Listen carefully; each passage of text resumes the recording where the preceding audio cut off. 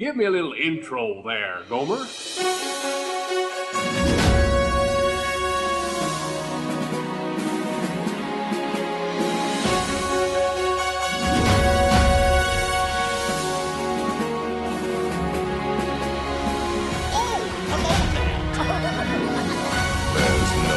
turning back now.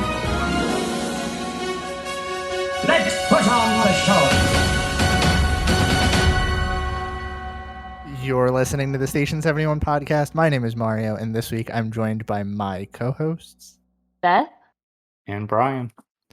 So we are taking on the impossible task this week of Blue Sky Imagineer redesigning Hollywood studios. I don't even know if I would say I'm excited for this, but it's going to be interesting. It's like that task, that chore you don't want to do that you know has to get done. That's what it felt like. Yeah, I agree with that. Staring at my list, I'm trying to figure out if I want to make any last minute changes. So we're going to see how long that holds out while we discuss some of the news this week. First thing that we've got on our news here is that Blog Mickey has posted a guide on how to purchase individual Lightning Lane attractions with Disney Genie Plus. It's honestly fairly straightforward just from looking at this. At the time that we are recording this, Lightning Lane has just gone live. So lots of interesting stuff going around about it. From the looks of it, you basically go to the Disney Genie section of the app. You find the attraction you want to go on and click the Lightning Lane option under the forecasted wait times. There you will select your time window that you wish to ride the attraction, and basically it's paper fast pass with extra steps. That's all I'm really getting out of this. Yeah, except the only difference I guess is that paper fast pass, it was like, here's the next available time you can ride this, whereas based on availability you can choose a time. Is that what I'm understanding? That's or what is it it the looks same? like. That's kind of what it looks like, is like you have the option to search by hour on your preferred time slot, and then you can select the times that you want to ride. I don't know So it's if that's basically better just or like worse. the old regular fast pass, but it costs money. Yeah, basically. And you can only I guess the one big benefit that I think we've mentioned before is that you can only get this the day of like your trip, or like days of your trip, right? You can't do it 90 days in advance like you used to be able to. Yeah, which I honestly, the more I think about it, the more I kind of like that, especially from this standpoint of like it's more fair that you can go in, buy an attraction the day of, and say, hey, I want to ride, I don't know, I want to ride Seven Doors Mine Train, but I don't have to compete with the people that are online booking at 6 a.m., at the window. It's like, okay, I actually just have to be on in the morning like I would for a boarding group. Right, which again, like I also think that is much more beneficial for especially me personally as an annual pass holder, because I most of the time don't stay on property, so I never got that 60-day window. Pretty much it was always 30-day window, and then by then everything that you want is pretty much gone. Yeah. So this is kind of nice. Does it say whether or not you have to be in the park, or do you just have to have the reservation and you can do it like first thing in the morning? I would assume you could probably do it first thing in the morning. It doesn't say, and I haven't seen anything that says that you have to be. Yeah, I I'm don't see anything definitely on here. interested to. I don't know if I'll purchase like Lightning Lane or the paid Genie Plus thing. Maybe I will, maybe I won't. We'll see depending on the trip, but I'm interested to play with it next time I'm in the parks. Yeah. That's the thing that like I keep landing on too. I know we were kind of like briefly talking about this before we started. I think for me, I want to test it, but I don't want to pay for it, and that sounds so bad. Like Yeah. I don't want to. It's this weird mentality of I feel like I have to kind of like vote with my wallet, where I know that it doesn't really matter and Disney's gonna keep doing this anyway. But like I feel like I don't want to try this, but I want to try it just for the sake of trying it. And I know that Call it research. yeah, that's how I feel about it. I also know And that like remind touring planes. me, God, how much is it $15 a day for Genie Plus, and then Lightning Lane is the per attraction thing, right? And yeah. it varies based on the attraction. Yeah, Lightning Lane is going to vary per attraction, and I don't know that we've actually seen like a good list come out because it's still relatively new. And it also, from my understanding, it varies based on the demand and time of day.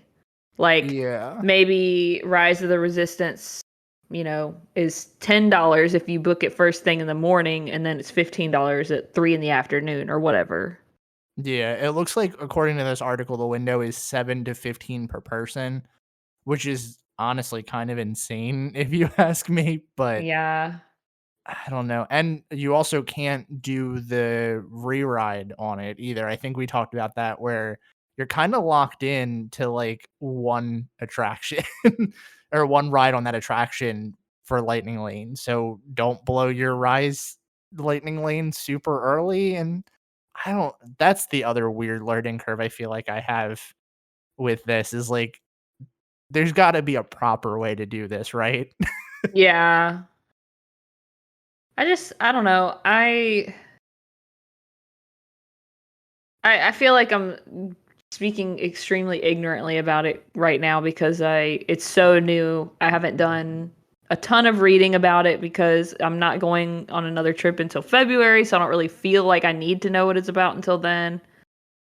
And not having used it, it just kind of feels like I'm taking a shot in the dark with all my opinions, but It honestly feels like not being a Disney fan. Is that kind of the where because that's where I feel with it right now is like hearing yeah, myself talk about it you feel and like a not tourist again, kind of. right. Yeah. Like I feel like I feel like we had the system down, right? Like we knew what you needed to do on a trip Right. and everything. And now it's like this one little thing kind of throws a wrench in a lot of like not my Disney planning, but just in general. Yeah, it's like more stuff to consider that you have to relearn. This is just us getting older and having to figure out new systems, I guess. Yeah. This is how old people feel when the new social media comes out. Oh, that's too funny. Our next news article is that excuse me. Our next news article Yawn. yeah. You said you were already tired. Mhm. Our next news article on here is that there are some character meet and greets question mark returning to Walt Disney World in November. It's Selfie basic yeah, spots, quote I hate unquote. that. I hate that term. I just feel Um like what's the point at this, like, I mean, I guess I get it, if this is your trip and you really want to get a picture with XYZ characters or whatever. But I feel like the point of the meet and greet is the interaction, yeah. and you don't really get that with, okay, let's take a selfie. All right, bye, Mickey. Maybe there'll be more interaction than I'm expecting. I feel like it's hard though, right? Because like, how do you even like from a little kid's perspective, right? Like, how do you stop a little kid from running up and hugging Mickey in like a meet and greet environment, other than okay, you have to quick stop, take a selfie, and go. Like, Well, at it a looks like from this picture they have velvet ropes keeping the crowd separate from the character. and that is not going to That's stop a not little gonna stop 2-year-old a from child. running You're up. right. I just, I don't know. I don't. I'm happy characters are coming back, but I think that this just isn't gonna work. Yeah, I mean, I think it'll appease the people who have been dying to get character meet and greets back in the meantime, but it's not like exciting. I feel like I'm not excited by this. I certainly wouldn't stand in a very long line to do it either. Yeah, I don't know that I would stand in a line at all. There's a list of them here, and so, the Princess Fairy Tale Hall one's gonna get a long line. I feel like it always does. But you have Cinderella and Elena in Princess Fairy Tale Hall, Mickey in Town Square Theater, Rapunzel and Tiana at Princess Fairy Tale Hall, um, Minnie at Red Carpet Dreams in Hollywood Studios, Disney Junior Pals at the Animation Courtyard, and that's it. I mean, I might be biased, but one half of Princess Fairy Tale Hall sounds much superior than the other.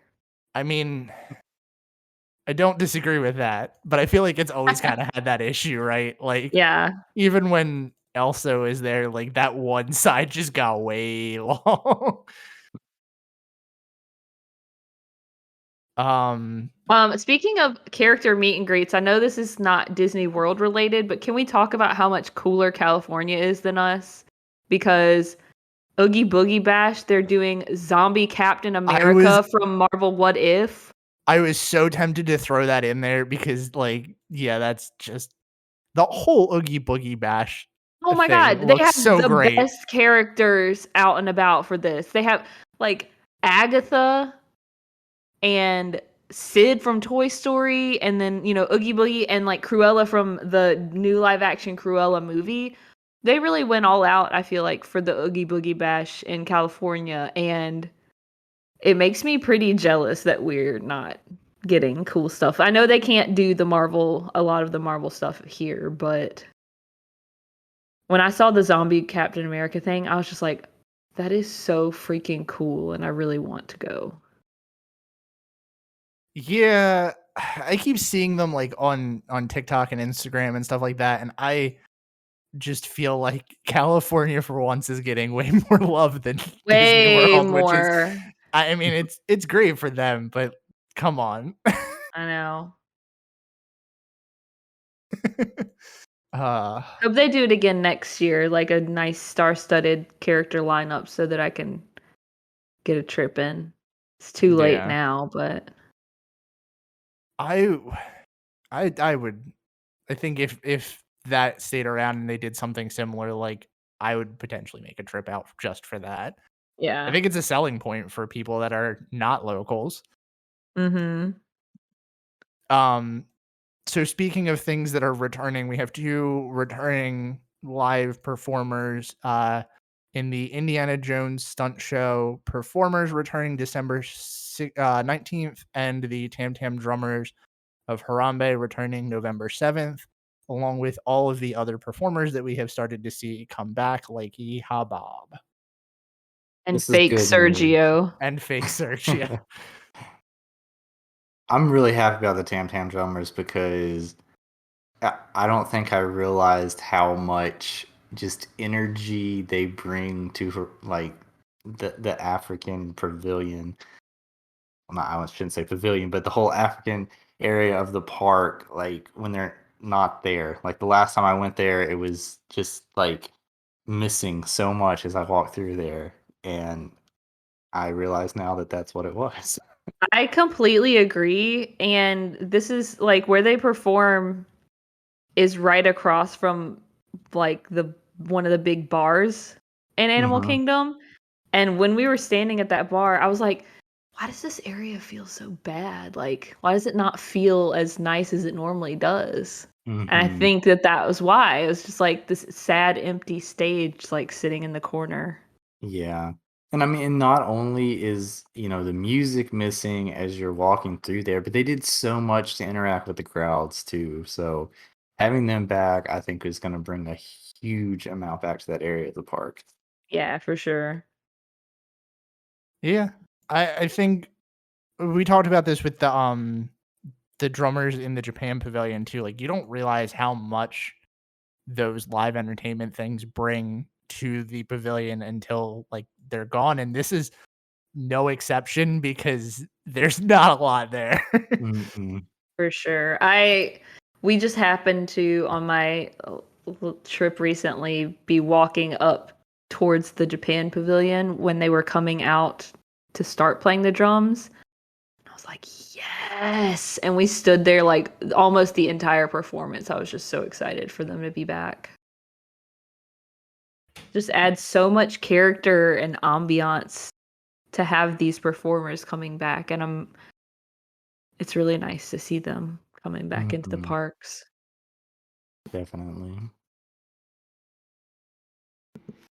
So, are you guys ready to redesign Hollywood Studios? I'll do my best. Does A anybody hard want to? task, Does but anybody want to go first? I mean, mine is just kind of a general overview. I didn't get super specific, but I can if you guys want me to. Yeah, go ahead. All right, so I'm gonna try to interpret this as best as possible. I did a speech to text, like stream of consciousness thing with this as it came to me. So let's see. So here's my concept was that we're gonna bring back some semblance of movie production. So we're, I guess, kind of taking a step backwards from what they're trying to do, but I don't care because I loved that aspect of Hollywood Studios and I want it back. So I'd call it a step forward. yeah, it's both, yeah. So my concept was to take approximately half, maybe a little less than half of the park and dedicate that exclusively to the concepts of movie production, movie magic, props, maybe even a very simplistic like CG animation class, like a la Animation Academy type of thing. And also have like a little bit of focus on how drastically movie production has changed in the past 40 to 50 years. Because, it's I saw Laz loves to bring up this meme that he saw once, and it was like a movie set, and it was like, here's where your favorite movie was filmed, and then it's like a kid today. It's like, here's where your favorite movie was filmed, and it's like a green screen, So I feel like it would be really interesting to show how different things used to be, and how maybe even like talk about how like practical effects versus special effects, and show how well they hold up compared, you know what I mean? Just maybe some sort of little bit of edutainment, pull some Epcot influence in there. And I also thought it would be kind of cool to have, like they used to have at Hollywood Studios, where you could watch animators animating, but you could have one side is doing like traditional hand-drawn animation, and then the other side is doing CG animation, or working on editing and special effects and stuff like that, so you could see kind of the contrast. I really like that. Yeah, I really like that too. I think that's definitely something that fits that theme too. Like I really miss them doing animators in that section. Mm-hmm. Right. I always thought that was such a cool concept. I also thought maybe, and I hate to be the type of person who's encouraging add-ons or like, premiere experiences, but I thought it'd be kind of cool if they had options to do like a little plus up class type of thing, where you could offer like a basic special effects makeup class or something like that, or maybe even some very basic like acting class or acting techniques. Bring a little more interaction into the whole thing. Yeah. So the other half of the park will be kind of like the quote unquote, I guess, theme that they're trying to do now, which is stepping into the movies, if there is a theme to be spoken of at Hollywood Studios. So obviously we're going to keep the new lands. They're too new to get rid of, and whatever. And especially Galaxy's Edge is pretty cool. So we're going to keep those. I thought it'd be cool to expand the Tower of Terror area. I've always thought this would be a great place for a lounge and maybe a restaurant even. Kind of old Hollywood style lounge and restaurant. We're gonna retheme the entire Rock and Roller Coaster and Lightning McQueen's Racing Academy area to villains and villain areas of movies. I feel like I have to go next because, not to interrupt you, ours are very similar while also being very different at the same time. Yeah, I guess Rock and Roller Coaster fits into the old Hollywood studios because it's like an aspect of Hollywood, but it's not movie related. So this has kind of dawned on me recently that, like, why was this ever greenlit in a movie park? You're very right. I think a lot of people overlook that because it was a really good ride. I mean, it still is a really good ride, and it was like a Right. fun theme and everything. But yeah, at the end of the day, you step back and look at it, and it does not fit. Yeah, Much it doesn't like even almost fit into the everything old else. theme. No, not at all. So I guess maybe they got away with it because it was like, oh, it's Sunset Boulevard. It's like Hollywood land, and music is a thing in Hollywood too. But it's really isn't it not? Is it not the only thing that's not really related to movies or like I think TV shows? There's a lot of stuff that's not well, related to movies. I mean, I think the thought with it is more or less that it okay, in looking at a lot of these things, it's weird to think about how Hollywood studios ended up because there were a lot of sections of this park that were like, yes, this is what the set of a movie would look like. And then there's also like the backlots, the sound stages and stuff like that. And I guess this was their like recording studio section because that would kind of tie in with the theme. But even like in but it's like trying the to only rebuild it, thing right, related to that. well, that's what I was thinking was like, even in like looking at how you would rebuild this now and trying to think of like things that worked before, like there are so many sections of this park that are stagnated across the area. Like this would actually have fit back better with like where Commissary Lane and Animation Courtyard are, like those big soundstagey buildings, like it would have looked like it fit in better there too. Yeah, for sure. So anyway, sorry to all you Rock and Roller Coaster fans out there, but it's not going to be Rock and Roller Coaster anymore. We're going to go with the obvious Emperor's New Groove Pull the Lever Kronk attraction. I hate how similar ours are. And then, obviously we could put there's actually, it looks like a decent amount of space in that back area with the Rock and Roller Coaster, Lightning McQueen's Racing Academy. I don't care what they do with Lightning McQueen's Racing Academy, trash, just throw it away. But we can add some other villains themed attractions and maybe even like a little mini stage show somewhere around there because villains are just so overlooked every other time of the year than Halloween, and I think it'd be really cool to have a dedicated space for them where you can interact with and experience villains related things year round. You're here. And finally, this is how I ended my notes with just 2 words. More Muppets. The end. You're here indeed. That's my new Hollywood Studios.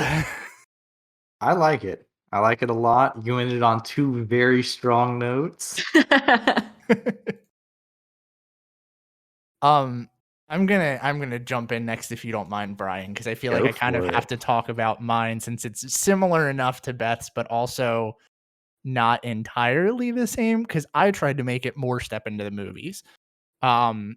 My premise was just they've already started this. Let's try to keep going and see if we can fix it. But you said something before we started recording that kind of stuck with me while I was looking at this now.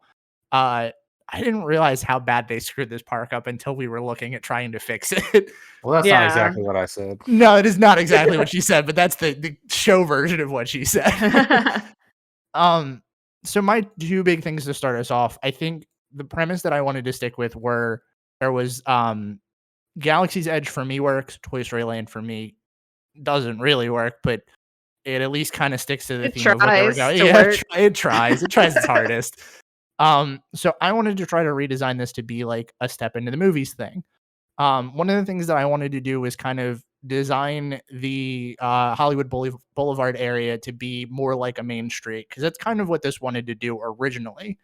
And I think that an interesting thing to do would be literally have guests step into the time periods of the movie while kind of cramming it into that small space, right? Like Disney's really good with transitions and things like that. And I think if anybody could pull this off, it probably would be Disney.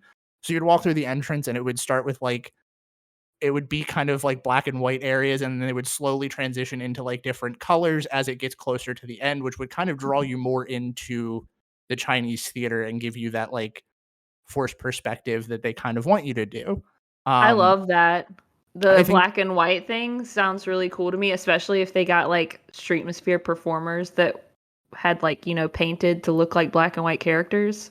that's what I was thinking, Yeah. was like they could do that, and then it could potentially be like it's a small space to kind of cram that all into. But I think if they got rid of that little shop that's in front of Hollywood Studios and kind of just did it straight down, you could very easily make it like to the point where you start to kind of get, I hate to say it, but like almost kind of how Universal Studios has like different characters and things out. Like you could do it that way.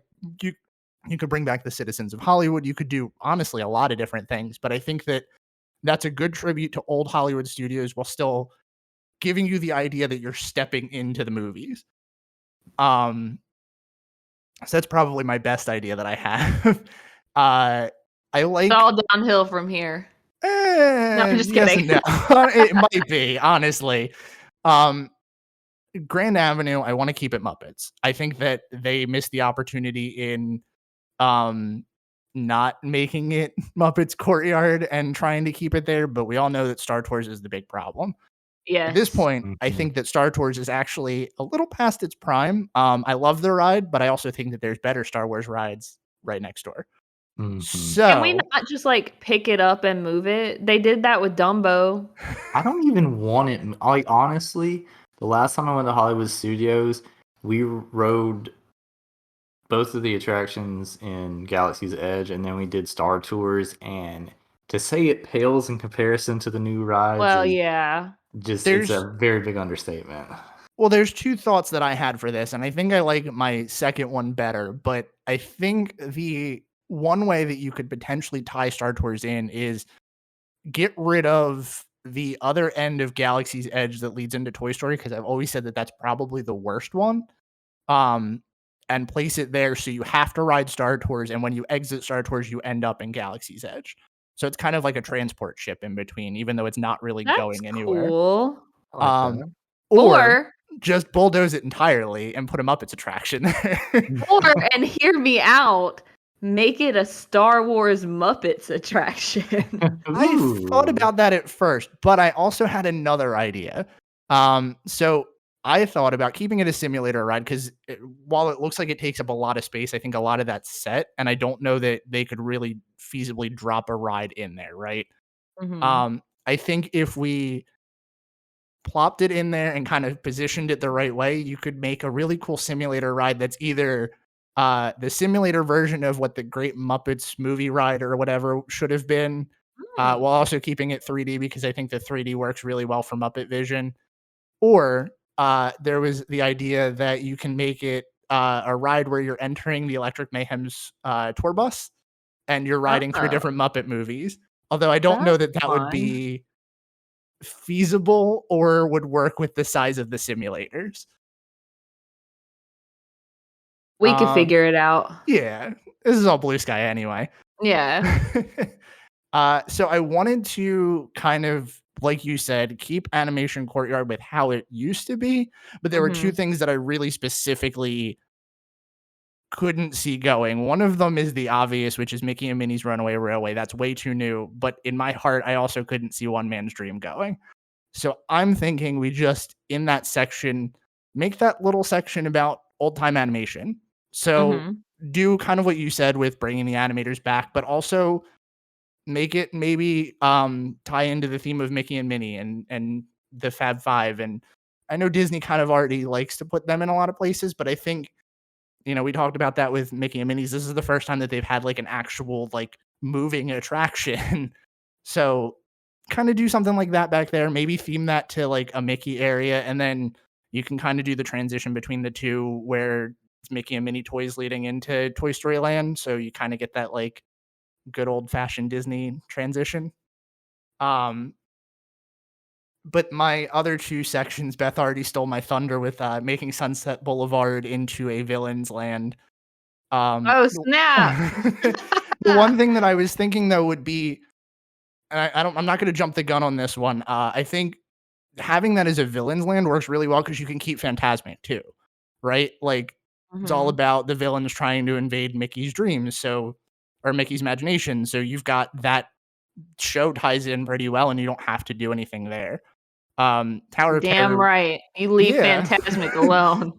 I mean, maybe let's get rid of the Pocahontas stuff, but We can refurb it. yeah. I'll settle for that. I also think that Tower of Terror, this is where everybody starts coming for me and telling me my idea is the worst. Tower of Terror, you can retheme to literally any drop style attraction, and it would probably Sir. still be fine. Wow, Sir, you're brave excuse me? because Kirsten's not on here. I was I'm gonna being say, very brave would you because would you Kirsten's be not here. saying this if Kirsten was here? So my thought is I think it has to be well themed, right? Like I think that they can't really half-ass it because it's already a really good themed attraction. But I think that Guardians of the Galaxy kind of proves that this is less about what's in the attraction, more how the attraction works. I mean, I guess, but no, I want Tower of Terror to stay. I think it's kind of inevitable that it's going to go, but that's a whole nother discussion. They just need to have a I don't know. They did Muppets Haunted Mansion. Let's do Muppets Tower of Terror. We'll bring it back into relevance so kids know and care about it again. Were you just saying that Tower of Terror was irrelevant, Beth? No, I'm saying the theming of it kids do not directly relate to it because they don't get it. They don't know Okay. what the Twilight Zone is.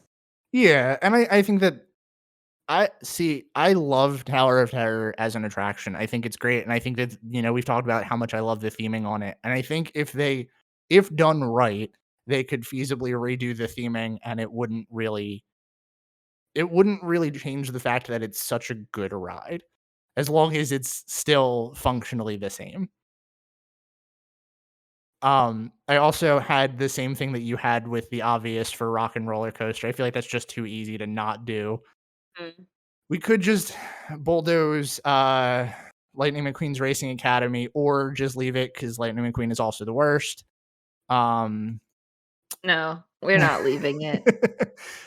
But my other thought with having this as a villain's land would be more, you can do a lot of special themed events and stuff. Like you could do a whole Halloween section in here and do like its own Halloween party.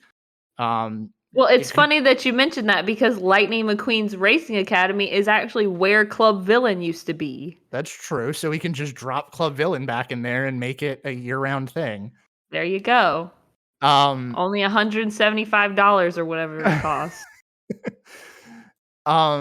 You could make it like a dining experience because Hollywood That's Studios true. really lacks that. Make it Club Villain, but as a dining experience, and bump it up to maybe.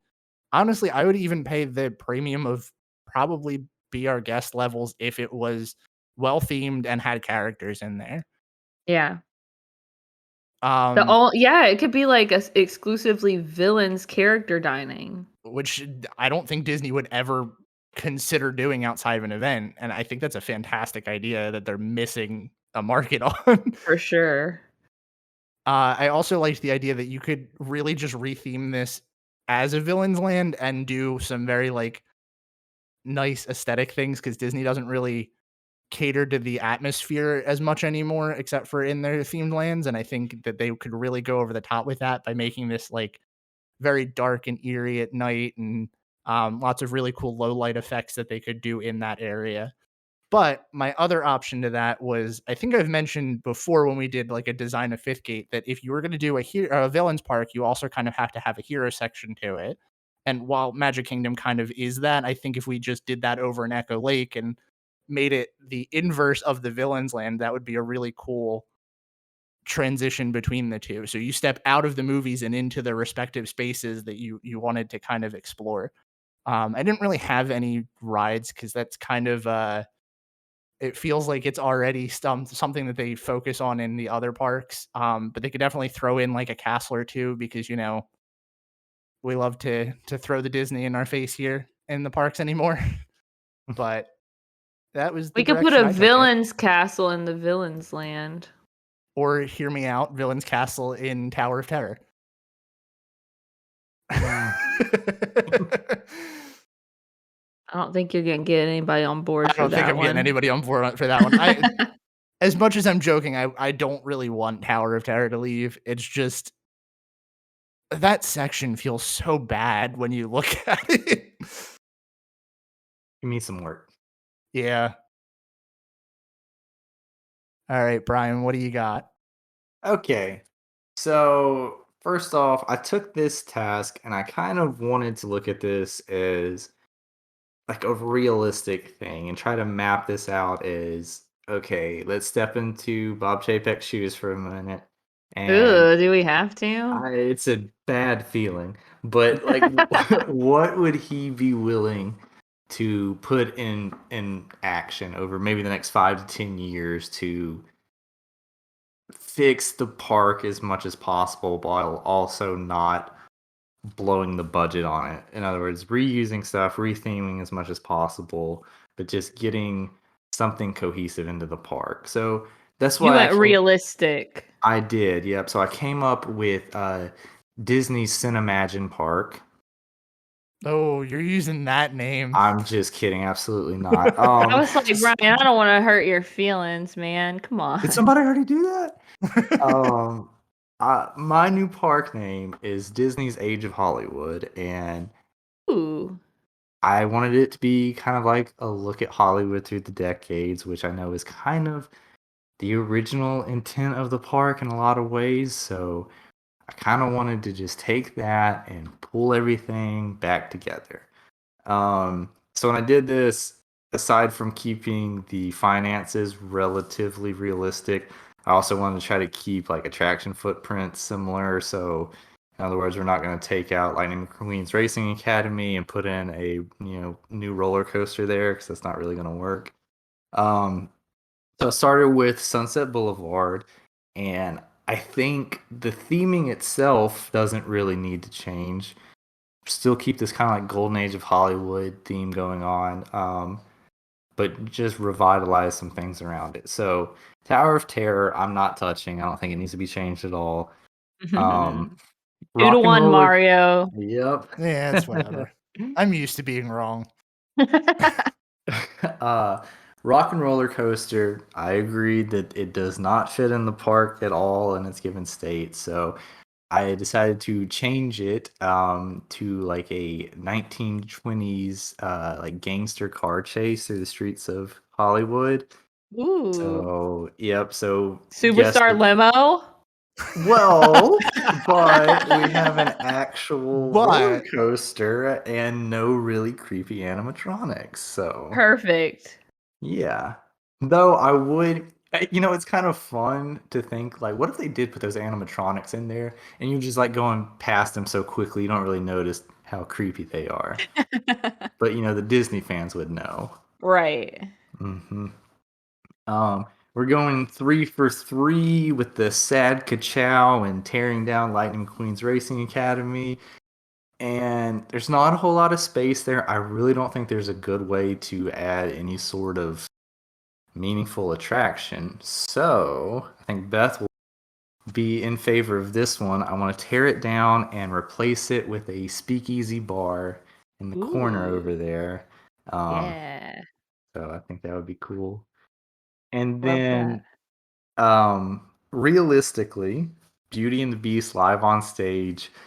It's a stage. It's not set up for much of anything else. And the only thing that I could really think of that would fit in with this theming of like the 1920s Hollywood, like it's not even the 20s, but just like something as close to that that's also Disney would be a stage show based on Snow White and the Seven Dwarfs. Does the blanket stay? They need to incorporate the blanket You somehow. I don't gotta. know. I mean, it can be like the rug on the floor in the dwarf's house, something, but the blanket is an integral part of the attraction and it needs to stay. They shake it in front of the evil queen when she changes. There we go. Okay, so moving on to Echo Lake, Indiana Jones Stunt Spectacular. I want it to remain a stunt show because I think it's really cool to have something like that. But I would like it to be more of a showcase on how movie stunts evolved over the years. So them using kind of like older technology and simpler stuff. And explaining a lot of how they're doing the stunts. Like I want this to be that peek behind the curtains and show them how over the years they were able to develop more and more technology into the stunts. And I would also like it to incorporate some car stunts like Lights Motor Action did. So Mm. R.I.P. I loved that. yeah, good one. Star Tours, I'm with y'all on this one. Like something needs to go. It's in a weird spot outside of Galaxy's Edge. So I said, let's just drop the theming. And I had kind of two different ideas with this. So the first one, which would probably fit in more with the theme of the park, would be I named this attraction How Time Flies. And guests would board Mickey's plane from Plane Crazy.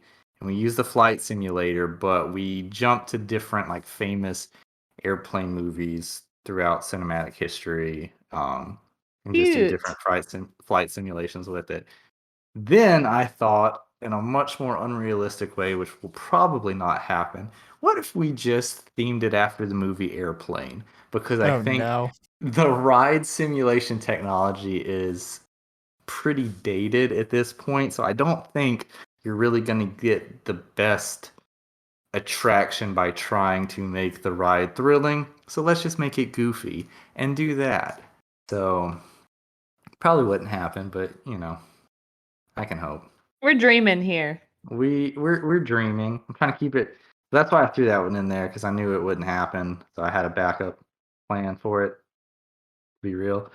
Um, let's see. The Frozen sing along. I think that the sing along aspect of it is actually pretty fun. I did this for the first time the last time I went to Hollywood Studios, and I have to admit, I had a really good time in it. I think doing something similar with live actors, kind of incorporated into this sing along would be really cool. But let's just do a number of popular Disney songs across the decades. I think that Disney as a company has so much history and so many memorable songs that, I understand that like for a long time Frozen was the hot ticket and it makes sense, but Disney has so much music that people know, so why not expand on this and just make this about a number of different Disney songs? So, Yeah. I like that. Yeah. Grand Avenue, we come to Muppet Vision, and of course I'm not getting rid of it, but I want to change it up a little bit. So, I thought, if anybody does like tongue-in-cheek stuff, great, it's the Muppets. So what if we theme this after what we're all afraid of? The Muppets are about to get shut down and kicked out, right? So basically every Muppets movie. Yes, but this time they're about to actually get kicked out of the park if they don't bring in some money. So what do they decide? What makes more money nowadays in Hollywood than anything? Reboots. So the Muppets That's have not to- where my brain went. We'll leave it at that. So the Muppets have to pitch a number of Muppet movie makeovers from famous movies throughout history. And yeah, they'll just pitch a bunch of different ones with the characters playing famous characters. So Do we get to see clips of them playing in these they movies? have to. oh, absolutely. I would think of it as like, so Kermit approaches them and says, "Hey guys, no, we're about to we're not able to pay for our lease in Hollywood studios anymore unless we're able to bring in some money." And then Gonzo or somebody says, "Well, reboots are what makes money nowadays. Why don't we just do that?" So the different like groups of Muppets will have to come up and like pitch movie ideas to Kermit, and then yes, like act it out, and then cut to like movie scenes I with them in it. I'm gonna need a joke about how Disney is rebooting their own movies for live action remakes because that feels very on brand for the Oh, Muppets. that's Mm-hmm. good. That would definitely have to be in there. Um, Like moving maybe a on. cameo by one of the Disney CEOs. Oh, that would be great if you know what? If they could somehow get Michael Eisner to come Yes, back and that's be in exactly who I was that. thinking. Oh my god, that would make me so happy. Hello? Um, Galaxy's Edge. I mean, realistically, we know that Disney has sunk too much money into that too recently that no major changes could happen. So I think it has to stay largely the same. The one thing that I would like to do kind of leads me into the next section of the park, but um the transition to Toy Story Land, which is just awful. Mm-hmm. The next thing I want to do is I want to combine Toy Story Land, Animation Courtyard, and Minnie and Mickey's Runaway Railway into kind of just like a history of animation theme section of the park. So I thought a cool way to um, kind of help bridge this transition from Star Wars to this animation section of the park would be to do the walkway it like slowly fades into like it would look like animated parts of like the Clone Wars or something as we fade into Ooh. this section that is now going to be focused on animation. Um so yeah, it's not perfect, but I think it would help to be better than it is now. Yes, for Yeah. sure. So this new section of the park, which would be where Toy Story Land is, Animation Courtyard, can be connected by wrapping around the backside of Mickey and Minnie's Runaway Railway. Mickey and Minnie's Runaway Railway doesn't need to change. It's new. I think it fits in with this whole animation theme, which would work really well. I think Slinky Dog Dash kind of is not going to be able to be changed that much, and it is animation, and it's probably, Pixar's. Well, it's Pixar's biggest ticket over the years, so it makes sense to have something, showcasing Toy Story in there. So I think it can stay the same. Midway Mania, I think I really like the ride system. I like that you go around and you're playing different games, but I think a simple change would just to be to do away with the Toy Story theming and instead just have a number of Disney characters hosting the show and bringing different games from each of their worlds that you have to play. Can we also Um, please get rid of the ball rope system and just make it a regular gun? Oh I'm please. I'm sorry you don't like the tennis elbow simulator It ride. hurts. I literally like the last time we got off of it, I looked at Jordan and I was like my entire arm feels like it's about to fall off right now from Yes, man, I swinging have on that carpal thing. tunnel syndrome. I can't do that attraction anymore. And I obviously could just not go so hard when I play, but I'm not gonna do Can that. you? I feel like the Can you ride I not? tells you can, to though. Like Yeah, that's the point. It's a competition. yeah. Just make it a Um, gun where you can like hold like Buzz Lightyear.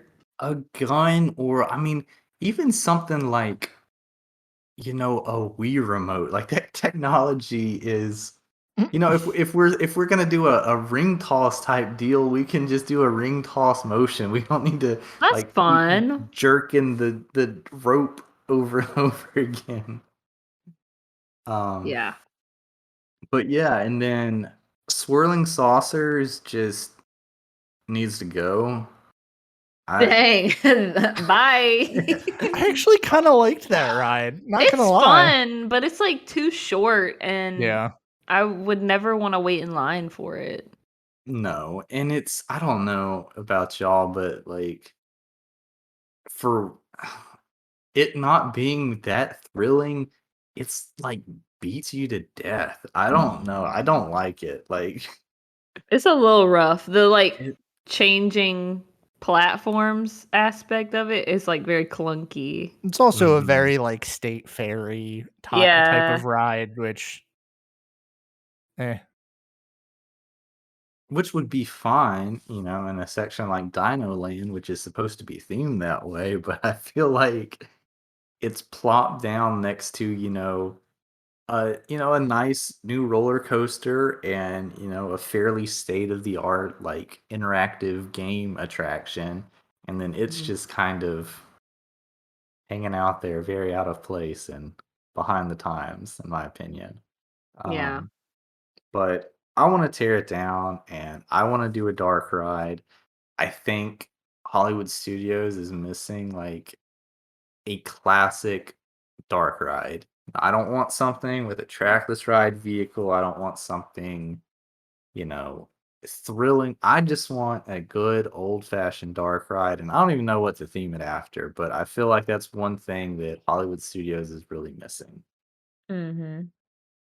Um, and then really the last thing would just be all the the area around Echo Lake is kind of a big, you know, food place, kind of the central hub of where to go. So I think it would just be really fun to do the different restaurants themed after just like different time periods and section different movies off. Like take something like 50's prime time and like how you've got the different rooms, just pick notable movies from each decade and like theme a room after that. And I think that would just be a fun way to kind of update the dining options there without blowing the bank.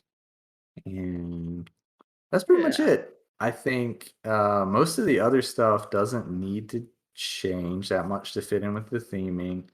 Want sci-fi dine-in to stay the same. Think it would work okay. But yeah, that's pretty much it. So I think this was a relatively cost-effective way to help breathe some life into the park. Yeah. yeah. Um so while you were talking, I was kind of looking at a map to try to like visualize everything because I've been doing that for Beth and I kind of went on a little side tangent in my head and I was thinking, why does the map feel more disjointed now than it did before? And I looked up a map of old Hollywood studios. Um I I almost dropped this in the wrong channel. But I feel like the layout has changed so much just because of the 2 editions. Like, I just sent you guys both the 2 maps that I'm looking at, that you lose the whole, the spoken hub thing that we've talked about before that Disney tries to do all the time. And I'm gonna make Kirsten proud by saying this, not just for nostalgia reasons, but the hat actually makes me feel like there's an even distribution system here. Yeah. I Yeah. mean, it acts as that central focal point for the park, Like I think that's another huge thing that it's missing. Yeah, and I think the Chinese theater kind of works great for that, but it works great in the same way that like Cinderella Castle is a thing to look at, not to like be that central focal point. I think if there was something around it besides the show building for Mickey and Minnie's, it would work a little better. But I don't know. I just wanted to point that out, but not to derail our entire conversation here. But looking at the 2 maps, you can even feel how disjointed that park looks just by the layout. Like, the layout of old Hollywood studios feels a lot more clean, a lot easier to walk around in. Even, like, Muppet's Vision, I forgot that that area connected back around through the back where Lights, Motors, Action was, and now it just Mhm. kinda goes to the back of Muppet Vision. I mean, that's a good point, and I'm looking at the map too, and it's like It really is. Hollywood Studios is the exact opposite of like the hub and spoke of Magic Kingdom. Like you look at it and it's like they literally try to tuck everything they can into a corner. Mhm. Where like they want to try to hide everything, and I think a lot of that goes for how disjointed the theming is that you can't really connect Galaxy's Edge to Toy Story Land to Sunset Boulevard because the theming doesn't flow. So it's like everything is hidden as much as they can off in a like corner of the park. Like especially if you look up at Phantasmic and Rock and Roller Coaster, like at the top, it's like they're tucked away from everything else in like on this little island. And yeah, it's just I don't know. There's a lot going on here that's messed up. And I guess the footprint is probably one thing that's too far gone to really solve. So there's the whole reason I wanted to bring that up, is because I feel like this park had a flow that worked for it, but it only worked specifically for the layout that they had, right? Like this park flowed a lot better in older Hollywood studios because you could feasibly like it had that distribution. It had the like, okay, I'm gonna go to the right to go to Sunset Boulevard. I'm gonna go to the left to go to Streets of America. And then like the animation courtyard, backlot area was just straight on through the hat and past the Great Movie Ride. Like even the way that it was cut feels a lot more um evenly set up. And while I'm saying all of this, and it sounds, like I'm reminiscent of Hollywood studios, I feel like that would have eventually showed its age pretty quickly because the park kind of did. But I think that the only way that they feasibly could have solved that and kept the footprint would to just be filling the buildings instead of tearing things down. Um, like in place of attractions, put other attractions, which for this park wouldn't have worked really great because they were all sound stages, instead of tear down the back half of the park and drop 2 new lands in it, because I feel like that really disjoints it, especially when you have to go through both of those lands to get you have to go in one side of one of the new lands or out of the one way. It's not like I can get kind of to 4 different areas from this one land. Yeah. And so here's something that I'm looking at, right? If you're looking at this map, we've got Toy Story Land and Galaxy's Edge that were built down here, like this, the south and west side of the park. And then we've got this huge space between Toy Story Land and Rock and Roller Coaster that nothing's getting used at. Like that begs the question why they didn't drop Galaxy's Edge in that spot. Contain everything to a smaller footprint. And I mean, it's like you've already got the transition issues one way or the other. But like, why do we now have this huge open space between Rock and Roller Coaster, behind Animation Courtyard, in between Toy Story Land? That's just nothing. Well, let's pull up Google Maps and see if there's actually nothing there. Because I feel like that's another thing that they very much try to hide on their actual park maps. Can I derail us for a second? Absolutely. I already derailed us, so. I want to talk about how whoever designed the map made the Indiana Jones facing the like font facing the auditorium. Oh. Oh wow, yeah, that's dumb. This is on like the official like Disney, like the Disney website, the interactive map that you can click through. And I've been looking, that's the map I've been using whenever you guys were talking, so that I could kind of, like you said, Mario, visualize what your plans were. But then I also noticed in the old map that you sent, they did it too. So now I'm like, does it actually face the auditorium? That wouldn't make sense, right? I think Why it's would just it face outward? Okay, I mean the one on the bottom makes sense because like that's how you're looking at it, and it wouldn't make sense to do the lettering backwards. But the one on the top just does not make sense at all because like it's not even facing you where you're reading it the correct way. Yeah. So that's a good question. Disney, who is your cartographer? Because we need to have a talk with them. But then they did it backwards for like the main gate of the park. Like the way that it's supposed to be. Like it's an interactive map. Well, you can click on it and see what it is. You don't need to see the font. I don't That's a know. good question. It's like messing with me. That is It bothers me. It's Someone so got weird. paid to do this. And like you said, the Hollywood Studios one is the one that throws it off even more. I'm like, that's how it actually looks if you were looking at it from this angle, right? This is Yeah. not how the Indiana Jones one looks. Plus, it's like Anyway. the only thing other than I guess Tower of Terror that has a sign on it. Like, I don't feel like they really need you to put the sign there. It has literally a huge cutout of Indiana Jones right beside it. Oh wow, yes it does. It's not facing. It's like facing the It's person whipping reading the the map. stage. Yeah. Man, oh man, this looks like some middle schooler took clip art and made this. Yeah. Oh, Let's find out who made it and interview them on the podcast. there you go. We've blown that chance. To answer your question, Brian, one, there is World Drive runs right behind the back half of Hollywood Studios, but Okay, that's fine. but there's also a bunch of there's a bunch of buildings back there. Like I'm assuming that some of these are show buildings, like the one that connects the I don't even know because it's the BB-8 astromech on duty has a massive building behind it. There's backstage parking back there. There's like a couple random buildings, which I'm assuming are probably just the backstage areas on Hollywood Studios. Okay. There's a big chunk of woods right above Lightning McQueen's Racing Academy. That was what I was gonna point out next. Is it's so weird because it's like all these backstage areas and then this giant like section of trees.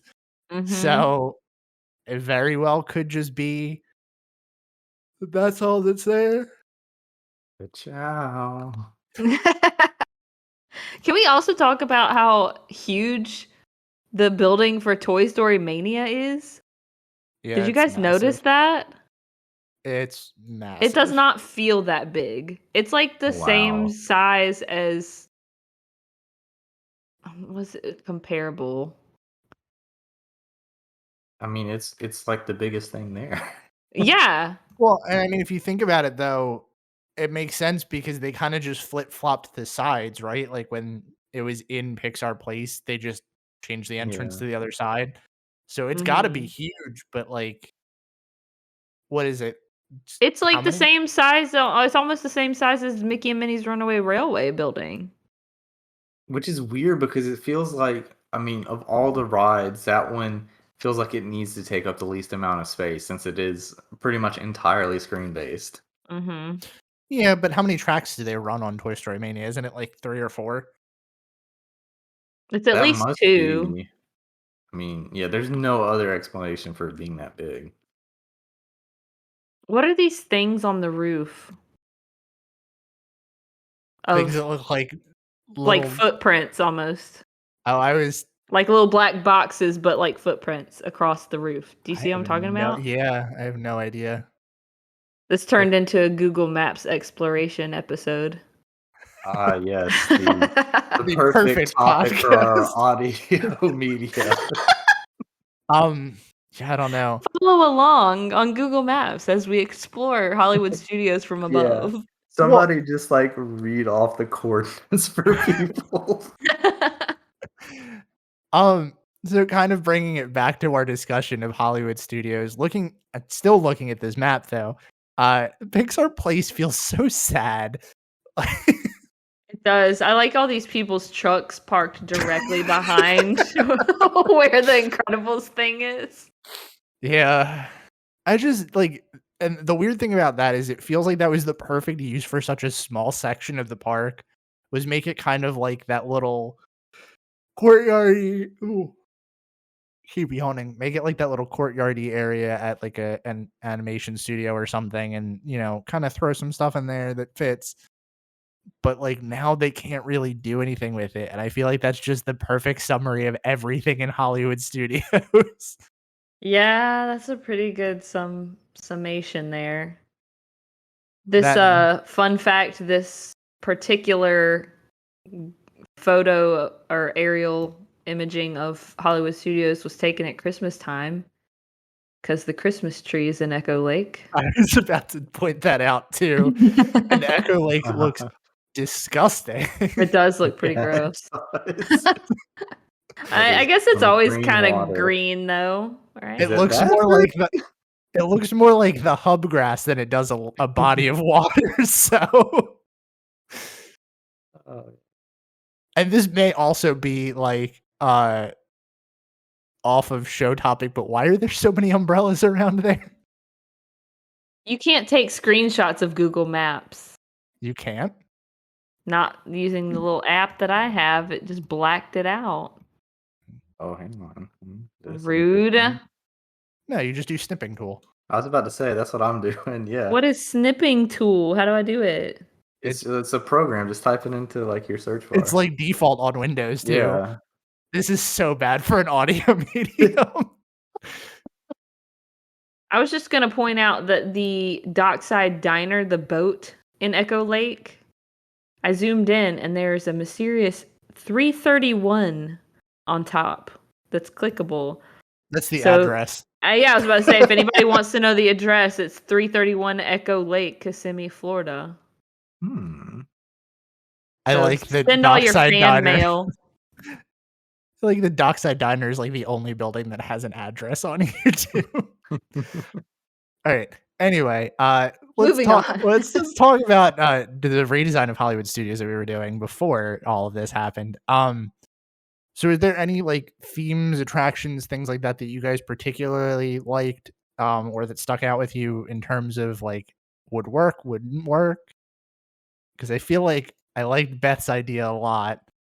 And to me, that's the only thing that kind of makes sense is bringing it back to old Hollywood studios. But I don't know how well that's going to fly with the Disney exec board.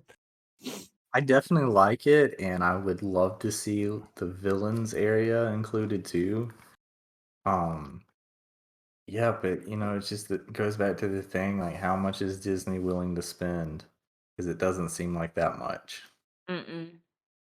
Why would they spend money when they can make money? Mm-hmm. Yeah. Hollywood Studios has always been kind of weird to me with that because it feels like they spent all of this money to redesign half of the park. And I will never understand why they decided to do that. Yeah.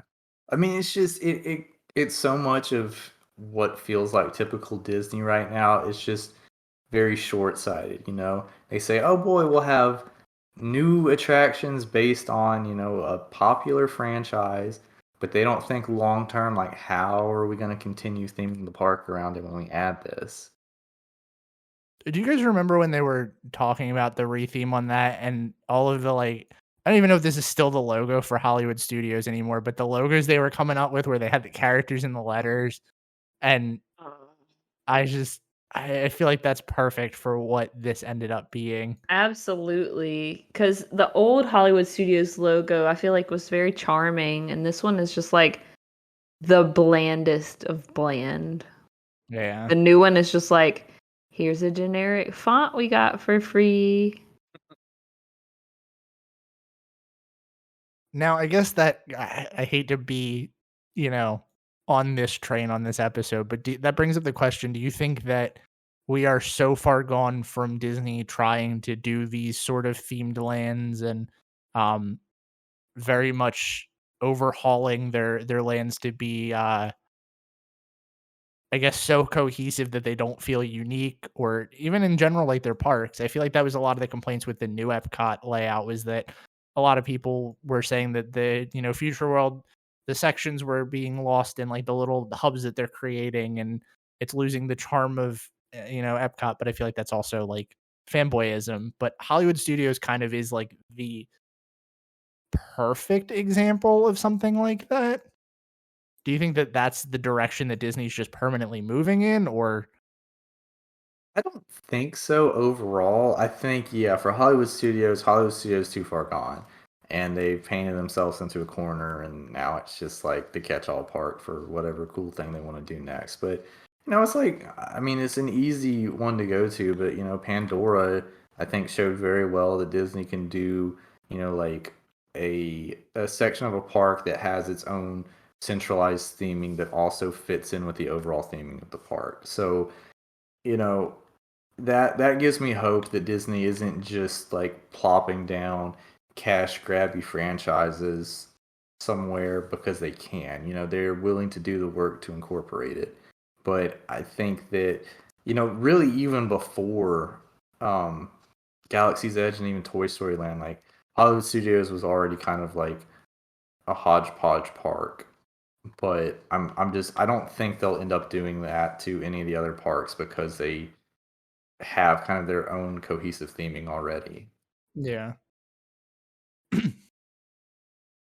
I think it's weird because, like, I don't know, I feel like in kind of looking at the parks and how they're themed now, I always want to say that, like, Disney does land theming really well. But honestly, even before all of this, Magic Kingdom was really the only one that had split cohesive lands. Like, Animal Kingdom's lands are fine, like they do have a little bit of diversity to them, but overall that park feels very cohesive as a whole and um less segmented than like Magic Kingdom does. And Hollywood Studios kind of had that same thing going for it, where it was more, this is the Hollywood park, this is the it's themed to a backlot of a movie or a movie studio. And then Mhm. Epcot kind of had like not really the best of both worlds because it was still split. Like World Showcase had that like split up, segmented feeling to it with the nice transitions between the World Showcase pavilions, but the front half of Epcot is kind of the same way as all of these parks, I think. So it's kind of interesting to look at it. I don't think that that's dead, but I don't think that it's alive either. Yeah. I think it's important to remember too what Hollywood Studios was even from the very beginning. It was a very hastily thrown together answer to a competitor, and I think a lot of that has kind of continued into its DNA up until now. It was a lot of hastily made decisions to grab money quickly. Yeah, I Yeah. think that's just happening to this day with the park. Yeah, I would agree with that. So, anything you guys want to talk about before we wrap this up? Because we've been going for about an hour and a half now. Let's talk about our favorite colors or patterns or other, visual things on this podcast.